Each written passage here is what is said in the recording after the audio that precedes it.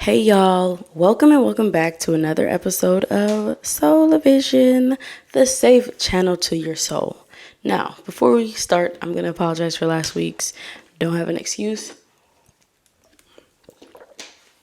Rather, I'm not going to mention my excuse. Sorry, my voice sounds like this. My throat's just been doing stuff, so we're just going to roll with it. Welcome to the channel if you're new here, and if you're new here, also subscribe and like and do all that stuff. How have you been this week? How are you? Did you take time to breathe? Did you take time to give yourself grace? Did you take time to rest, to reset?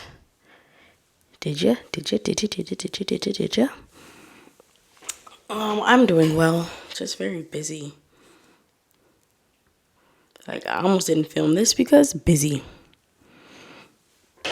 And, I was thinking about, I don't know if I want to make this show more formal or not. But I like it not formal because I'm not always formal. And if you want to see the real me, then you're going to see me not formal. Okay.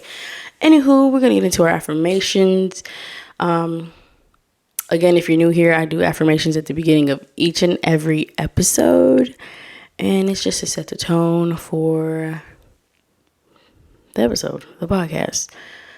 I pause at the end of each affirmation so you can say them with me so we can be affirmed together. Okay? Okay. I am allowed to be myself and show people who I am. I allow people to show up for me. I am loving, loved, and lovable. I attract genuine friendships with people who want the best for me. My connections with others are steeped in good intentions. I create space for people who show up. I create space for people to show up for me. I find strength in vulnerability. The love I have for myself increases my capacity to love others.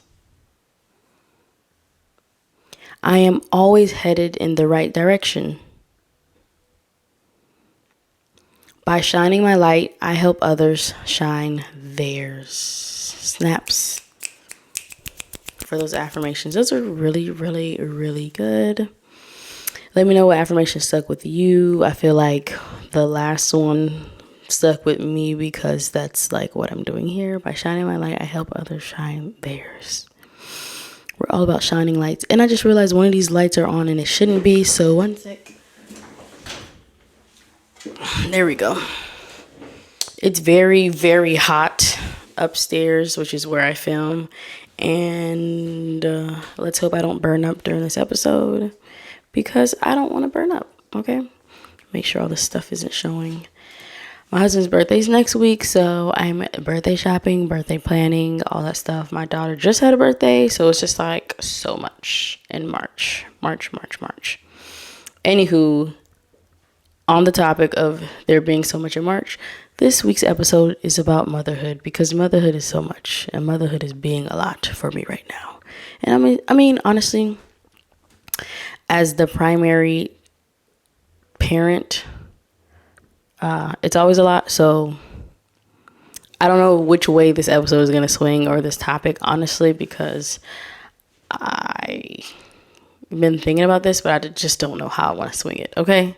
All right, so we're just going to talk about the primary parent and how real the sacrifices are when you are that primary parent. So I'm not saying stay-at-home mom or stay-at-home dad because each and every relationship is different and specific to that specific relationship. So primary parent is the parent that is with the kids mostly, does most of the parenting, does most of those kind of things. Now, I guess this message would be to someone that is about to be a parent, pregnant, planning on being parents, or to relate to the people that are going through this at this moment, because I feel like parenthood, especially motherhood, is just a very weird, tricky topic that people have double, triple, quadruple standards for. And it's just not a fair hood to be in, to be honest. But we are here. It's just not fair how other people project what they believe and how they think things should be, and think that everyone should be that same way without seeing error in their ways. And I'm not saying I'm without error, because child, it's a lot of error that be happening over here. But the sacrifice that, okay, when you hear about people talking about motherhood, fatherhood, or just being a parent, they talk about you sacrificing and you putting yourself on the back burner. But it's always, and it will always be something that is easier said than done. I mean, most things are easier said than done, but it's like, you don't realize how much you are going to sacrifice. Like when you say, yeah, I don't mind sacrificing this, that for this kid or these children, you don't realize really how much you're sacrificing. So like for me, I can only go specific for me, and this is not me complaining. Actually, also, before I even get into it, this hood of parenthood is ghetto because you have some parents that are a little close-minded in the way that they think, in the way they think other people or other parents should be. So if someone is not enjoying motherhood or not enjoying certain parts of motherhood, they automatically assume that someone hates their kids and they hate being a parent.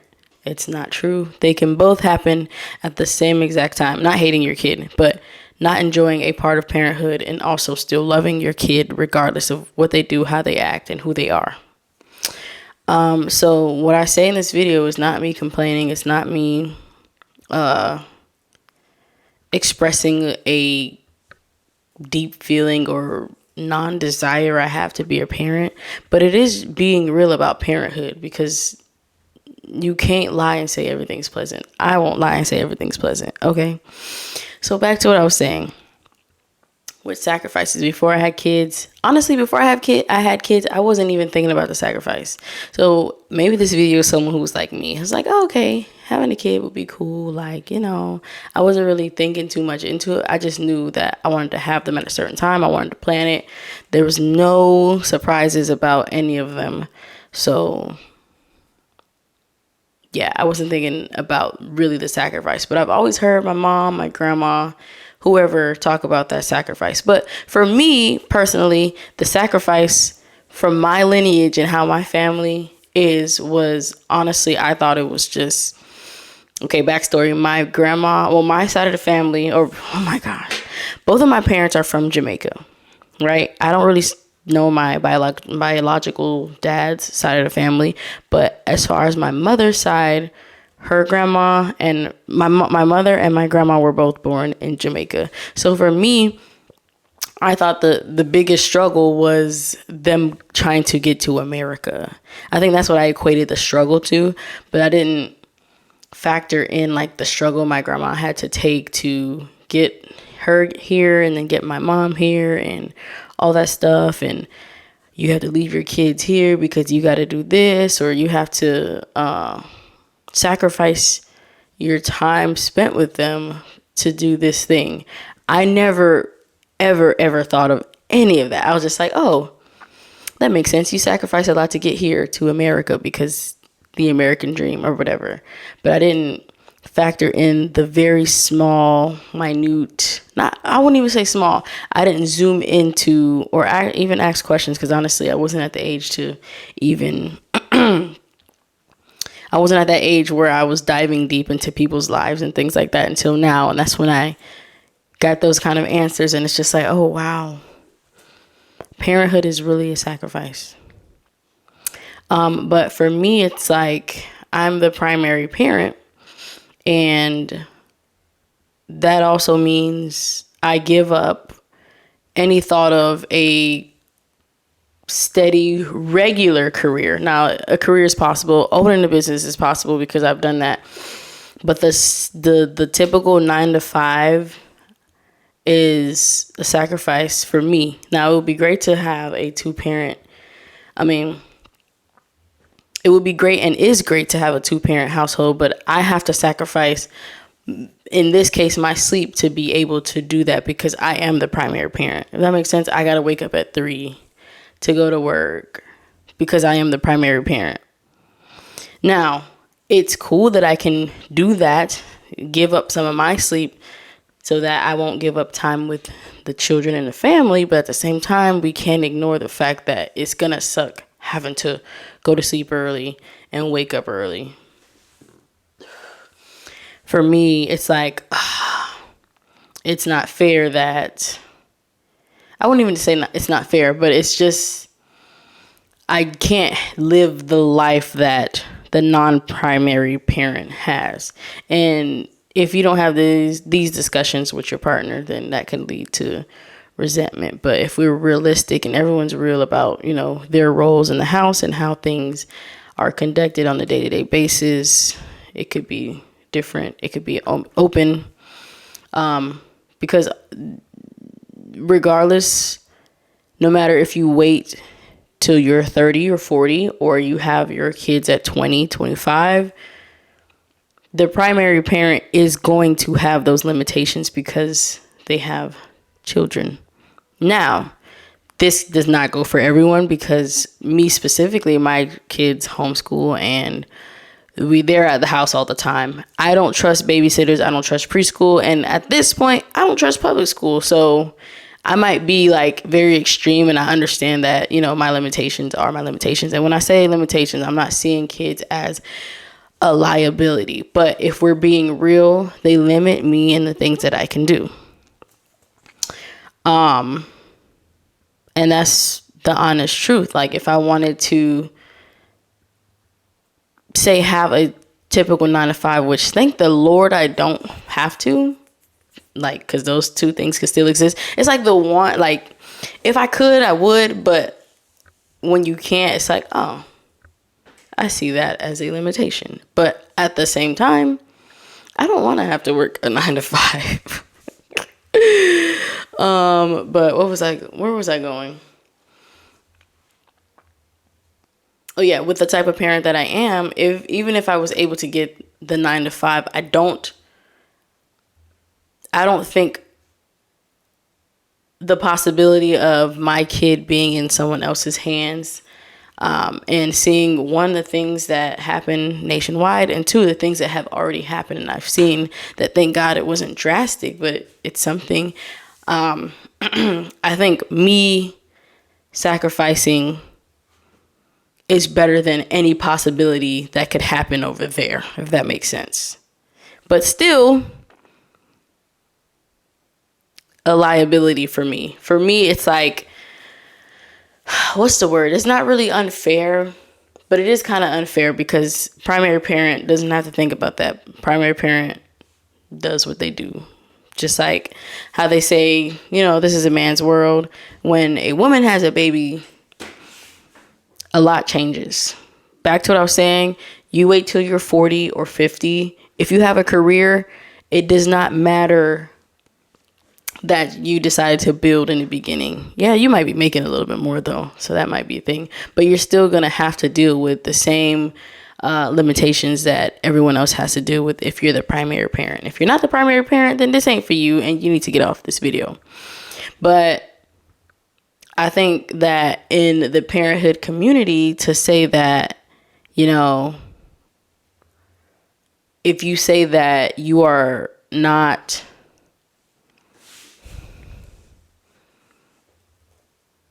to say that you can sometimes be a little upset that you are the primary parent because all these limitations and all these things you have to think about and all the loopholes you have to go around, then it's like, you were the most terrible parent ever. How could you say that? Your kids didn't ask to be here.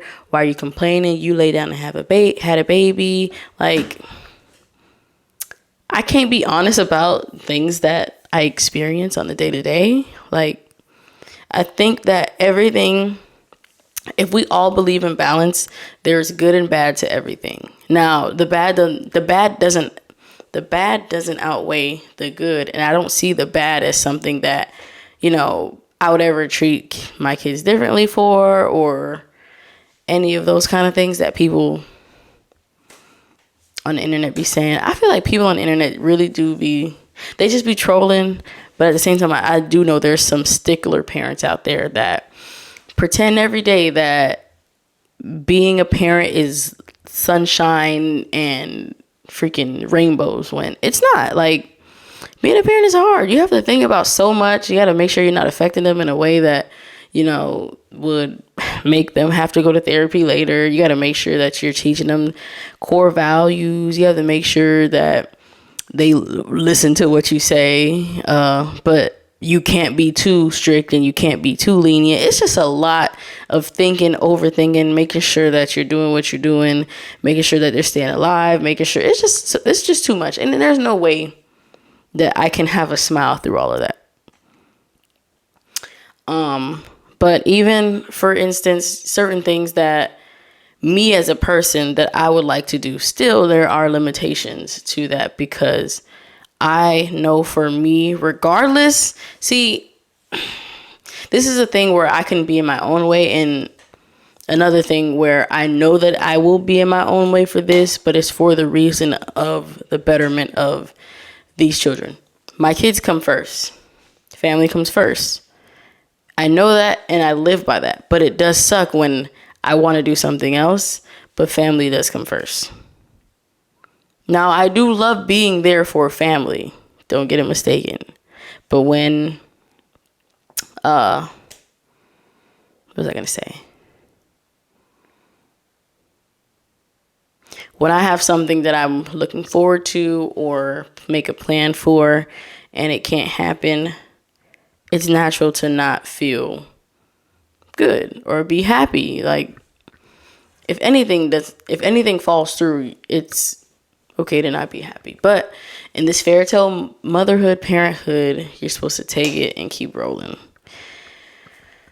But also remember that these people that I'm talking about, they, let me specify, the people that say that you shouldn't complain, you had the baby, oh, you don't need a break, those kind of people, when you say you're tired and you may need help and you're trying to reach out to your village, and some people say you don't need a break, you decided to have those kids, so you stay with them. Those kind of people, they could live by that, but they also end up mentally not okay. So what you want to be? Be honest with how you feel, bro. Like, who cares about what other people say? If you feel like parenthood ain't it,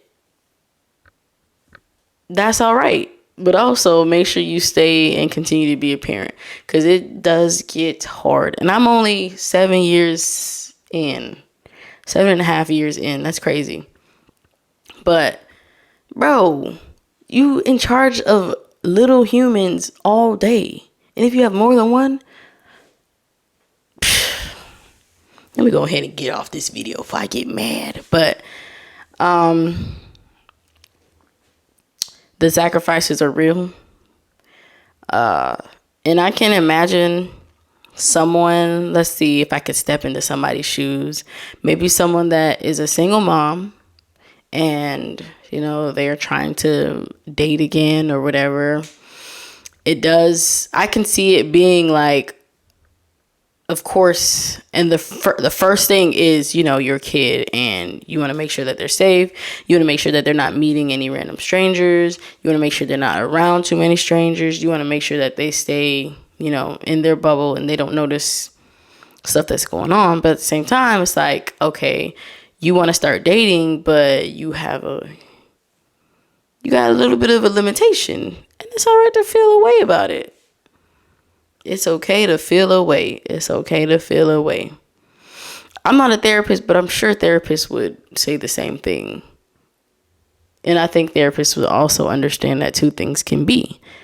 You can love your kid to death, but not like how you have to change your life around for them. And this is not something that is a feeling every day. But if you feel yourself being like upset, angry, and short-tempered because of certain things or things like that over a period of time, then I would say seek therapy, talk to a therapist. They can probably talk you through that more than I can. But if you have specific questions for me, let me know on YouTube because I'm here. But for those people that are trying or about to have a baby, primary parent, the sacrifice is real. And then also let's talk about the non-primary parent, because granted, yes, the non-primary parent doesn't have to go through loopholes to make sure that their schedule works for, the kids, and make sure that they're available for this and, all that stuff. Doesn't mean that they don't think about the same or similar things that the primary parent does. The non-primary parent probably wants to be able to be a little bit more present, but they do have to work and they do have to do certain things. So I don't want to disregard the non-primary parent, like they're choosing, like, I don't want to do this. I don't want to be around these kids, so I'm gonna work all day. Now, if that is your partner, maybe you need to change partners. But for the most part, I will say that the non-primary parent gets into an agreement with the primary parent and they decide, sometimes it's natural, it naturally just happens, but they decide who does what roles are where. But that does not mean that they don't want to be in their kid's life. They would probably want to switch places as soon as possible, because people at work, I done worked, and people at work be dumb idiots. So I'm sure that I'm sure that the non-primary parent for sure has similar feelings of not, I know for sure they have feelings of not being adequate, not being, a good parent, the feelings of not being able to connect as well as the primary parent, not being able to connect to the kids as well as the primary parent, not being able to, not being as well or best, not being that well with regulating their emotions when they are around the kids, because kids are a lot and they scream and yell and make all this noise and they call you 32 times. Tell me what in that says I enjoy this. I don't enjoy being called mom 332,000 times a day. It's not fun, but I love them to death.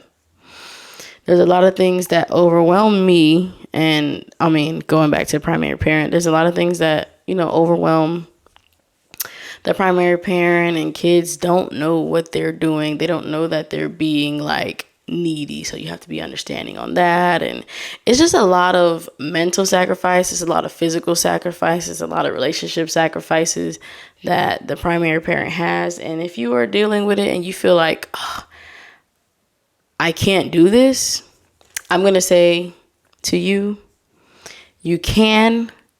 I won't say that it gets easier, but what can we do? We gotta keep going. This is where the fact that we did make these kids make sense, because we did make them. They didn't ask to be here. Yes, you deserve breaks. Yes, you deserve to want rest. Yes, you deserve to want time away. And you should do that and take that time away. If you're feeling like that, take time away. Walk away. If your baby's crying, that's what they say. Excuse me. If your baby's crying, walk away. If you need a break, book yourself a hotel room or drop the kids off to your mom's, cousin, nieces, uncles, whoever, as long as you feel safe with them being there. And just take some time to get your head right.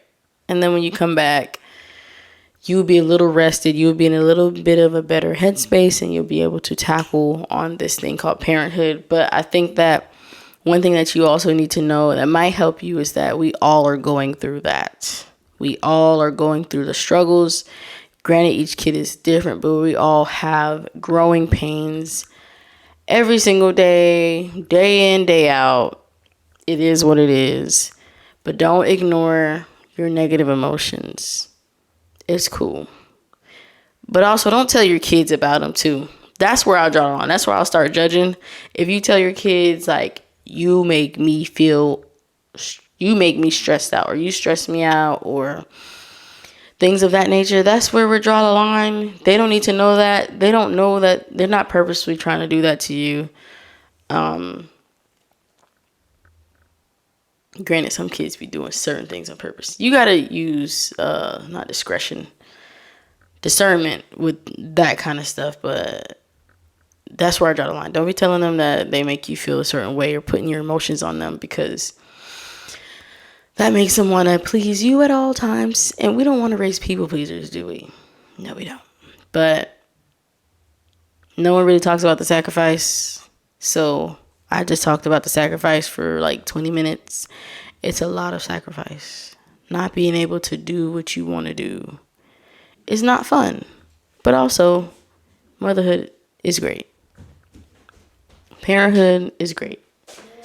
Children are like, I won't say the greatest gift from above, but they are. Like, you look at them, you can see their personalities. They're amazing.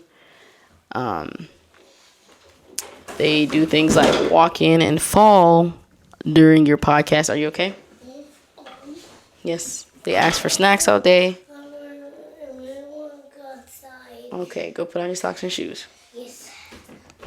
What was I gonna say?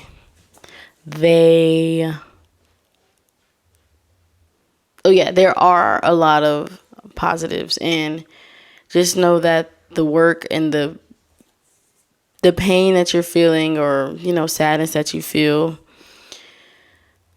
the efforts that you make to try are going to pay off in the end. It might not pay off now, it might not look like it, okay? That's gonna pay off in the end. Just keep nourishing, loving, and instilling trust or trustworthy relationship with your kids, and it'll come into fruition. Because I'm assuming that we all love our kids here, and we don't want to neglect them or do anything like that. So acknowledge that it sucks sometimes, but if you are blessed to have kids that are funny, my kids are funny, like, you laugh at them, laugh with them, talk with them, interact with them, like, you realize, like, they're really amazing beings. To see how their brains work is amazing. To see their developmental stages is crazy, especially if you have two kids that do things totally different. I think girls are just a little bit better, or a lot of it better, but you didn't hear that from me. But they are truly like a gift. Like, what did I do to deserve these two little beings of perfection? I don't know. It's like, it's crazy to say out my mouth, but it's like, I really, really do love and enjoy motherhood.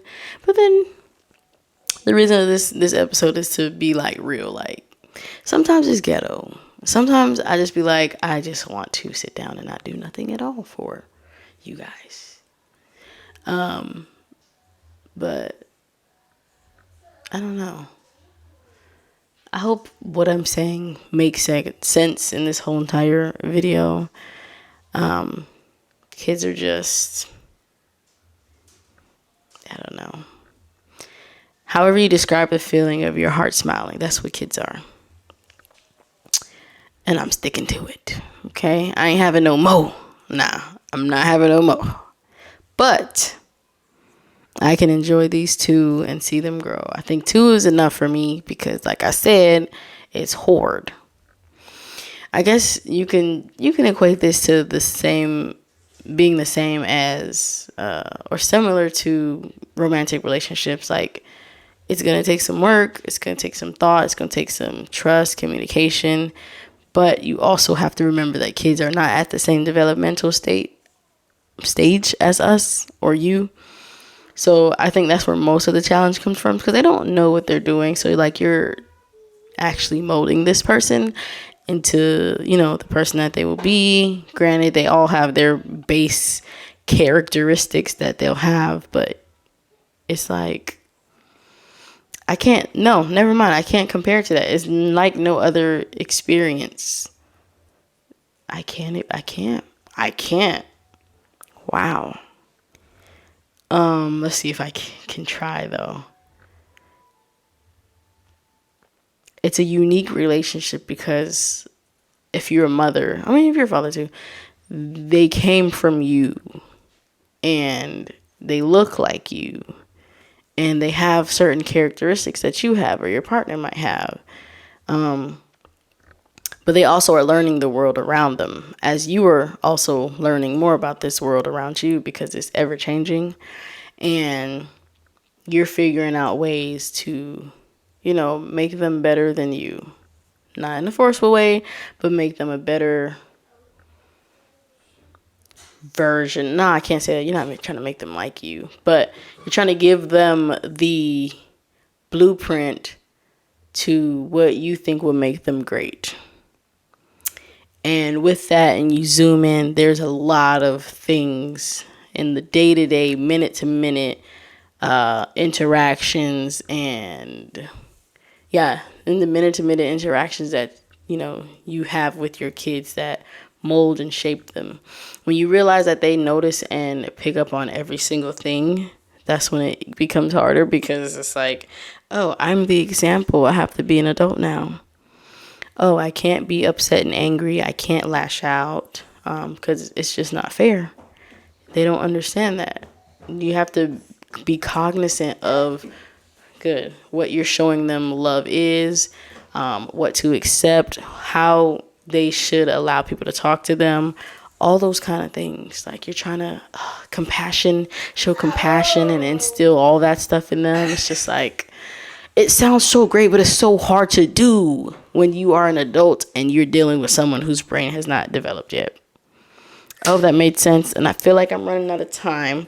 So I hope you enjoyed this episode. If you want me to talk more about motherhood and the sacrifices, maybe more in depth, because I don't think I went really in depth, please let me know. I am so happy I filmed this episode today, because I almost wasn't going to, but you guys need me. Kalila, what are you doing? Motherhood.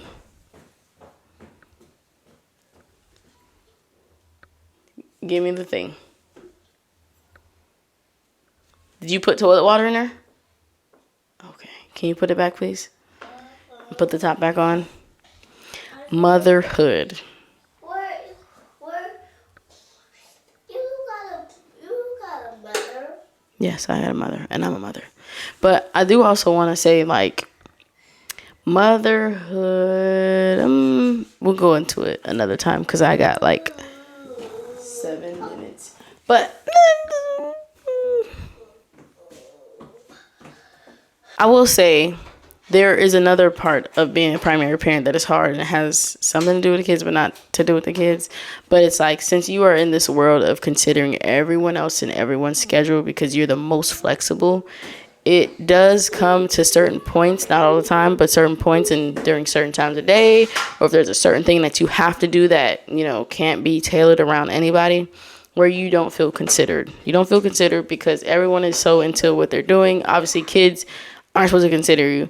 But your partner might have, a lot on their plate. You have a lot on your plate. And even though you communicated, you still have that role of being primary parent while you're trying to get ready for a specific thing or specific event. And that is a normal thing to feel as well. No, Moo. That's a normal feeling. And work through those feelings. And if there's something you need to communicate, then communicate it. Just because you're the primary parent does not mean that you should not need help. Just because you're the primary parent does not mean that you shouldn't be able to make mistakes. Just because you're the primary parent does not mean that you have to sacrifice every single time. That's not fair, and that's not a real expectation, and it's not going to leave you in a good mental space.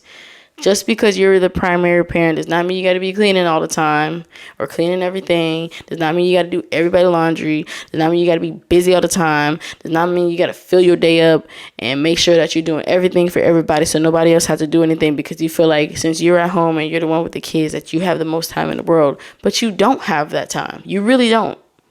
You're forcing everything into it, and you're stressing yourself out. Trust me, I've been there. Trust me, I'm a recent addict of being busy, staying busy, and making sure that I am proving my worth via the things I do at home. Because once again, another parent debate is stay at home moms, sit at home, do nothing. And I was like, in my head, I'm going to prove y'all wrong. I'm going to prove y'all wrong because we do a lot. We do everything. And I'm going to make sure I'm going to overpack my schedule and overdo it so I can prove these invisible people wrong. Because at the end of the day, those people don't pay nothing for me. They don't help me do nothing. So why am I trying to prove them a point? Do what makes you happy. Do the best that works for you within your household and how things run. You and your partner talk about it and y'all go from there, because it's just not fair. And don't feel like you have to do everything. You are not a super hero. Wow. I was going to say superwoman. You are not a superhero. So let's not pretend like you are. You are a human just like everybody else. You are mortal. You have a lot on your plate. Most people have work and come home. You may have work and then household domestic duties, and that is not cool. Okay? Be patient, be gentle, allow yourself to release some of this stress that you've been carrying around, okay? You got this. Yes, it's tough, but you're going to make it through. I believe in you. Look at them kids. They believe in you too. They count on you. All right? Okay. So now without further ado, because I have like 3 minutes left and I don't want the camera to cut off on me. Thank you so much for watching. If you're new here, please like, comment, subscribe, rate this episode podcast. Come back next week. I post every single Thursday. I really appreciate you sticking around and tuning in. But until next time, bye.